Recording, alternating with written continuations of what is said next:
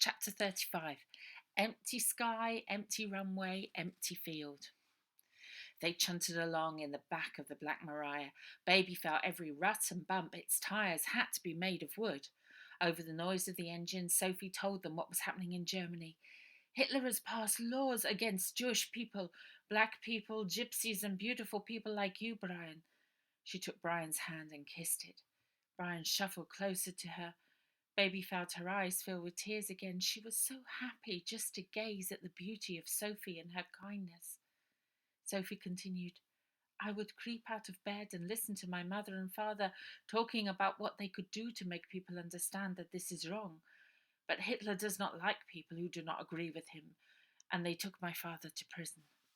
That is when my mother sent me to England. But there was not enough time to let our cousins know, so when I came, I could not find them. I looked and I waited, but that was when he found me. I ran and I hid. I was sure it was the Gestapo come to take me home, but like an angel, Baby fell out of heaven at my feet. I knew if I believed she would find me, because she promised. Where were you all that time, after he nabbed you? Asked Baby, wondering how she couldn't have known, how she couldn't have felt Sophie's nearness. He has a room under his shop. For a long time I didn't see him. Bill brought me food when he remembered. Then Underwood returned, and I thought he was going to send me back, but he kept changing his mind. At last the Black Maria stopped. Baby looked out one of the little round windows at the back. Thank the Lord that old copper had brought them to the airfield. She could see the open doors of a huge shed to keep planes in. Constable Spencer opened the back doors, and Frank dashed past Baby and leapt out first. Robert jumped out and ran after the little dog. Robert's feet sank into the snow. Fingers, Brian, Sophie, William, and Baby all piled out too. It was a blessed relief. Baby could see one set of footprints in the snowy field. Ida's, she guessed, and tracks where the plane had motored to the runway, but no plane and no Ida. She hadn't gone and flown off with him, had she? Oh, no. Sergeant Jackson heaved himself out of the driver's seat. The time is 12:30. He tapped his watch, but no one was listening. Fingers chucked the first snowball at Brian. Frank sprang far higher than you'd expect for a little dog like that. Robert joined in, and soon the three of them were all snow splattered, though not so you could tell, with Frank especially. Her heart heavy for Ida, Baby followed the aeroplane tracks to the runway on the other side of the hangar. All she found was emptiness. Empty sky, empty runway, empty field. Oh, God, she really had flown off with them. A big sniff gurgled behind her, and Baby turned to see Ida Barnes, still in those overalls, her boots flopping round her bare ankles, sitting in the snow, leaning against the hangar wall. She was watching the emptiness too, the empty blue sky. He's coming back, I tell you, I'm sure of it, said Ida. Now there was a thing. Ida Barnes had gone a bit doolally, staring into the sky like the invisible plane was going to turn around and come straight back down again. It must have been the shock of her sister gone forever to another cold-hearted devil, a flower girl for Adolf Hitler. Baby squatted in the snow next to Ida. It was pretty chilly round her privates. She reckoned Ida must have lost all feeling by now. We're really sorry for you. She put her hand awkwardly on Ida's shoulder. It's all right, don't be sorry. Ida didn't take her eyes off that empty sky. They really are coming back.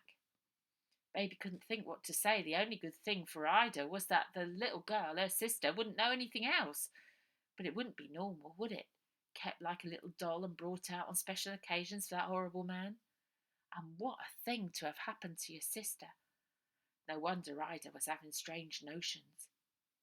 You don't believe me, do you? Ida swept round at Baby. I tell you, the pilot, Harry, he's not one of them anymore. Baby didn't believe her. People like Underwood and his Blackshirts didn't tell the truth. They were so good at not telling the truth, they believed the lies they told themselves. Lies about how folk like Baby were vermin and savages. Lies how Blackshirts wanted peace, not war. But their peace wasn't a peace. It was a quiet, especially getting rid of people that didn't like them. like Sophie's ma and pa. So when Ida's pilot said he was sorry for being one of them, Baby found it hard to believe that that sorriness had lasted through flying off in a plane with a devil and a stolen little sister. "They're a greasy bunch," said Baby. But how was that giving Ida hope? Baby felt like a little dot. Ida stood up, shook the snow off her overalls, and left Baby watching the empty, clear blue sky. Baby got up too. Her silk jacket hung heavy on her shoulders now that the snow damp had seeped up past the pockets. She squeezed out as much of the freezing cold water as she could and hurried after Ida. Baby leaned against one of the enormous hangar doors. It slid a little further open with the rattle and grind of metal. Flakes of fresh snow fell from the top of the door into the jumble of footprints on the tarmac. Ida was walking round the inside of the hangar, whispering under her breath, counting. 38, 39. I'm sure they'll be back before I reach 1,000. 40, 41.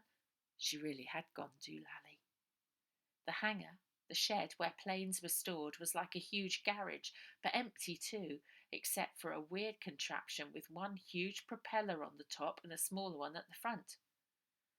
I wonder what this is. Ida stroked one of the lengths of metal that made the body of the machine. Baby shrugged her shoulders. Who knows? But one thing's for certain, without a proper set of wings, it ain't going to fly. Thank God Ida had stopped counting for the time being and seemed more interested in the contraption than moping about her sister. Brian appeared in the doorway. We're building a snowman. Robert, splattered with snow, leaned against Brian, panting. It's the best fun I've had, ever! Better than cricket and football put together. William staggered in, laughing. I made a snow angel. Really good it is. His back was covered in snow. He was just a boy, really. Why does everyone find waiting so much easier than I do, said Ida. Because it ain't their sister. Not yet, anyways, said Baby. Bonnie, Underwood, and this Harry of Ida's had been gone over an hour. The police were tucked up inside their motor. Ida had fallen asleep on the hangar floor under somebody's jacket, and Sophie was getting everyone else to do physical jerks to keep warm while Baby took over the watch. Sophie said she used to do this in the League of German Girls before her ma and pa realised what was going on. Every time Baby thought she saw the tiny dot of an approaching plane, it only turned out to be a bird. Baby was finding it harder and harder to believe in Ida's Harry. Not that she had much in the first place, if she was honest. If Underwood isn't back here in the next few minutes, we'll be getting back to the station, said the old copper. We can't waste any more police time, and besides, these young people, he pointed at a neat line of girls, and honorary girls, running on the spot, while Frank barked his head off. Now we've found these young scallywags, they need to be dealt with. I've already set the ball rolling in that direction. Or should I say snowball? But no one was laughing with him. Ida sat up. A whirring, like a cigarette card, click-clacking on a bike wheel buzzed in the distance. Ida stood up. The buzz became a rumble. Ida ran to the huge snow and sky-filled doorway. And with a hope bursting inside her, Baby ran too. Ida grabbed Baby's hand. Baby forgot about being a dot. Her heart beat like an elephant's. If she'd had a trunk, she'd have blown it.